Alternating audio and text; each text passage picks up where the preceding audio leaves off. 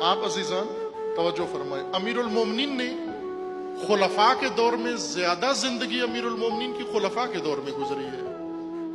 25 سال گزرے ہیں، 3 خلیفہ کی حکومت تھی۔ کیا امیر المومنین جنگ بھول گئے تھے؟ کیا امیر المومنین کی ذوالفقار کھو گئی تھی؟ کیا امیر المومنین سے خدا نہ خواستہ شجاعت ختم ہو گئی تھی؟ کیا امیر المومنین، وہ امیر المومنین جو بعد میں 35 سال بعد جب جنگ لڑی صفین میں جا کر، تو لوگوں کو پھر ایک دفعہ خندق و احد و بدر کا میدان یاد آیا، جب علی بھرپور جوانی میں تھے، نوجوانی میں تھے، اس طرح سے جنگ لڑی۔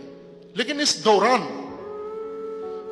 جنگ صفین میں علی جنگجو نظر آتے ہیں، جنگ بدر میں علی جنگجو نظر آتے ہیں، جنگ احد میں علی جنگجو نظر آتے ہیں، جنگ خیبر میں علی جنگجو نظر آتے ہیں۔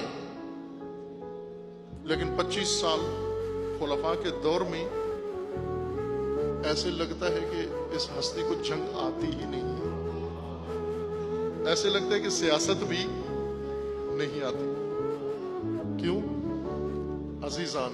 یہ اس لیے نہیں تھا کہ علی جنگ نہیں جانتے تھے، یہ اس لیے نہیں تھا کہ علی اپنا حق نہیں سمجھتے تھے، علی اپنا حق بھی سمجھتے تھے، علی جنگ بھی جانتے تھے، لیکن علی کو معلوم تھا میری جنگ کا میدان یہ نہیں ہے۔ ان میں کوئی ٹکر کا نہیں تھا امیر المومنین کی ٹکر کا۔ اگر امیر المومنین تلوار اٹھا لیتے کوئی روک سکتا تھا، اور انہوں نے جنگ دیکھی ہوئی بھی تھی امیر المومنین کی۔ بلکہ جب امیر المومنین کو آ کر لے کر گئے، اس وقت بھی امیر المومنین نے اسلحہ نہیں اٹھایا، بلکہ زہرا کے دعا کے لیے اٹھے، ہاتھ بھی نیچے کروا دیے۔ کیوں؟ کہ یہ نہیں ہے میدان ہمارا۔ علی کو مانتے ہو نا آپ؟ علی کو مانتے ہو نا آپ؟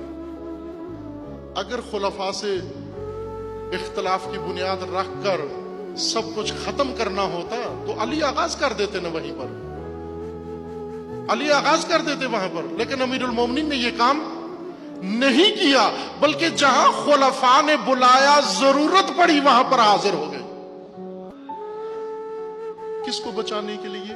نہ اس شخصیت کو جو خلافت کے تخت پہ بیٹھا ہوا ہے، بلکہ میراث محمد کو بچانے کے لیے، اللہ کے دین کو بچانے کے لیے، قرآن کو بچانے کے لیے، امت کو بچانے کے لیے۔ یہ گمراہی ہے کہ مسلمانوں میں مسلکی دشمنی شروع کی جائے، شیعہ سنی کا دشمن، سنی شیعہ کا دشمن۔ یہ غلط ہے، یہ نہیں ہے، یہ شیعہ کی دشمنی بنتی ہی نہیں ہے، یہ نہیں بنتی۔ کیوں نہیں بنتی؟ اس لیے کہ علی اس دشمنی کو پسند نہیں کرتے، اور شیعہ علی کا پیروکار ہے۔ عزیزان، اگر خلفاء سے الجھنا ہوتا تو علی خود موجود تھے نا تینوں خلیفوں کے ساتھ، بلکہ تیسرے خلیفہ کے زیادہ علی علیہ السلام اور خلفاء میں مختلف قسم کا ماحول رہا ہے۔ پہلے خلیفہ امیر المومنین کا زیادہ بہت احترام کرتے تھے، دوسرے خلیفہ بھی احترام کرتے تھے، عموماً خیال رکھتے تھے، لحاظ کرتے تھے، لیکن تیسرے خلیفہ نہیں کرتے تھے۔ وہ احتیاط جو دوسرے پہلے 2 خلیفہ کرتے تھے، تیسرے خلیفہ نہیں کرتے تھے۔ اس کے باوجود جب تیسرے خلیفہ کا محاصرہ ہوا، بچانے کے لیے کون آیا؟ بنو امیہ میں سے ایک بھی نہیں آیا۔ وہ بنو امیہ میں سے تھے، ان کے گرد بنو امیہ اکٹھے تھے، ان کے لیے وہ سارا جال بنو امیہ نے بچھایا تھا۔ لیکن جب سارا کچھ ہو گیا تو خلیفہ کو بچانے کے لیے علی اور علی کے بیٹے آئے۔ یہ تو موقع تھا بہترین رقیب کو میدان سے ہٹانے کا، لیکن علی جانتے تھے یہ میری ٹکر کی دشمنی نہیں ہے، یہ میری ٹکر کی دشمنی نہیں۔ 3 جنگیں علی علیہ السلام کے دور میں ہوئی، تینوں پر ناخوش تھے امیر المومنین۔ جنگ جمل میں امیر المومنین نے فتح پائی، مکمل فتح پائی۔ جنگ نہروان میں مکمل فتح پائی، لیکن فتح کا جشن نہیں منایا۔ فتح پائی لیکن جشن کیوں نہیں منایا، بلکہ افسوس کیا، ان کی لاشوں پر کھڑے ہو کر افسوس کیا کہ اے کاش تم نہ آتے میرے مقابلے میں، اے کاش مجھے مجبور نہ کرتے، اے کاش تم میں عقل آ جاتی۔ خوش نہیں تھے امیر المومنین، وہ جنگیں ٹھوسی گئی تھی امیر المومنین پر، لیکن جب بدر میں علی لڑے، جنگ خندق میں، پھر جنگ خندق پہ آ جاؤں گا، آپ نے کنٹرول کرنا ہے اپنے اوپر۔ جنگ خندق میں جب امیر المومنین گئے، ایک نرالی شان سے گئے، رسول اللہ نے خود تیار کیا۔ امیر المومنین کو پہلے اپنی پگ پہنائی، اس کے اوپر خود پہنایا، پھر اپنی تلوار دی، اور پھر امیر المومنین کو خود رسول اللہ نے اٹھ کے آگے چند قدم روانہ کیا۔ اور امیر المومنین اس دن جنگ میں جس طرح سے جا رہے تھے، جھوم جھوم کے جا رہے تھے، ایسے نہیں پہلے جاتے تھے۔ جب امیر المومنین گئے تو پیچھے سے ایک شخص نے کہا کہ غرور لگتا ہے، علی کی چال میں غرور لگتا ہے۔ رسول اللہ سے عرض کیا کہ علی کی چال میں غرور لگتا ہے، اور غرور کا نتیجہ اچھا نہیں ہوتا۔ رسول اللہ نے فرمایا کہ یہ غرور نہیں ہے، یہ غرور نہیں ہے، یہ ایمان کی مستی ہے، یہ شوق شہادت ہے، یہ عشق ہے خدا کا، یہ غرور نہیں ہے۔ جھوم جھوم کے گئے۔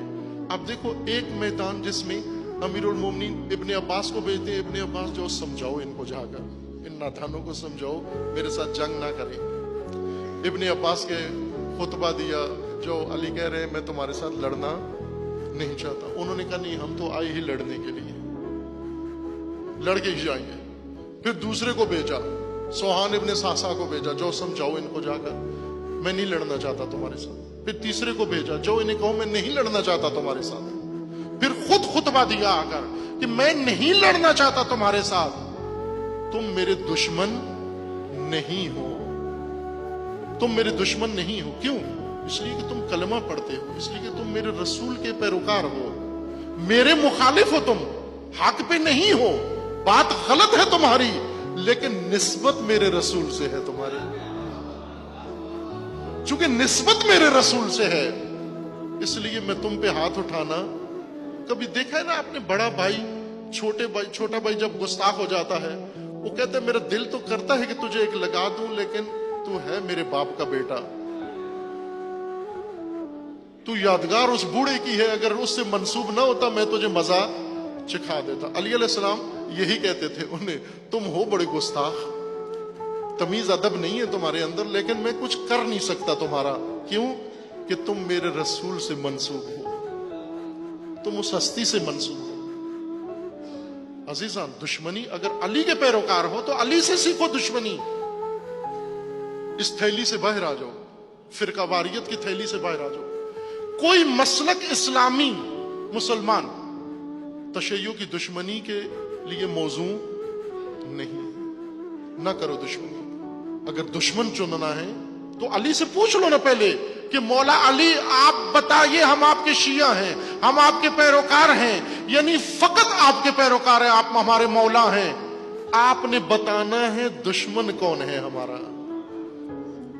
اگر آپ حسینی ہو اور اگر آپ پیرو علی شیعہ علی ہو تو آپ پوچھو نا، امام حسین سے پوچھو دشمنی کرنی ہے کس کے ساتھ کریں؟